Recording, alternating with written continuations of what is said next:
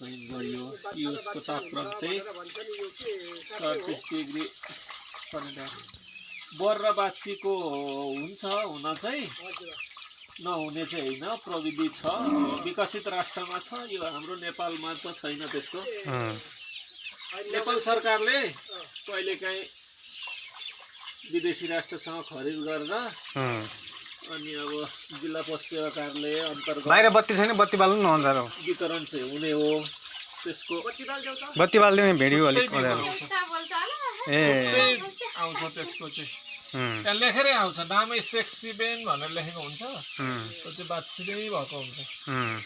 यहाँ हामीसँग चाहिँ गडाङ गुडुङ यता लानको बिउ आउने हो,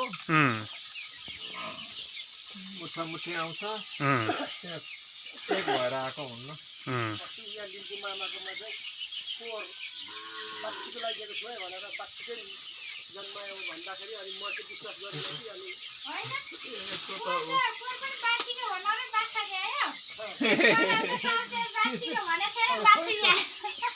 उल्टो चाहिँ भएछ।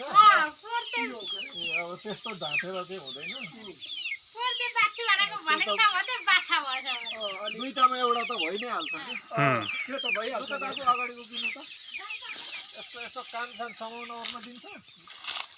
हुन दिँदैन तपाईँलाई? दिन्छ। यसो हुन दियो भने सजिलो हुन्छ।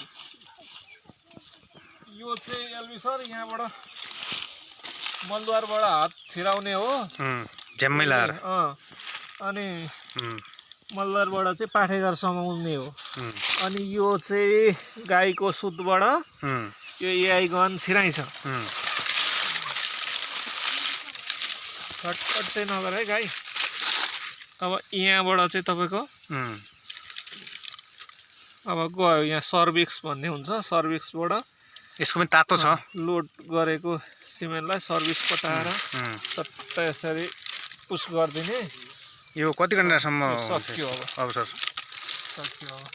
त्यहाँ बिरिया ठेलिदिइसकेपछि यसको काम तमाम अब सुँगाउनु पर्यो। लो भयो।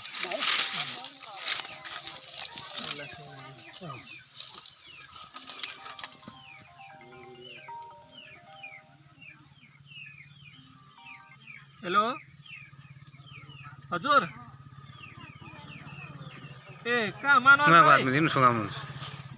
ए म यहाँ गुरुङ टोलमा छु कि। एउटा गाईलाई गर्दैछु, सकिहालेँ। पानी तताउनु मन तातो, म आइहाल्छु 10-15 मिनटमा आइपुग्छु। त्यहाँ आइपुग्छु।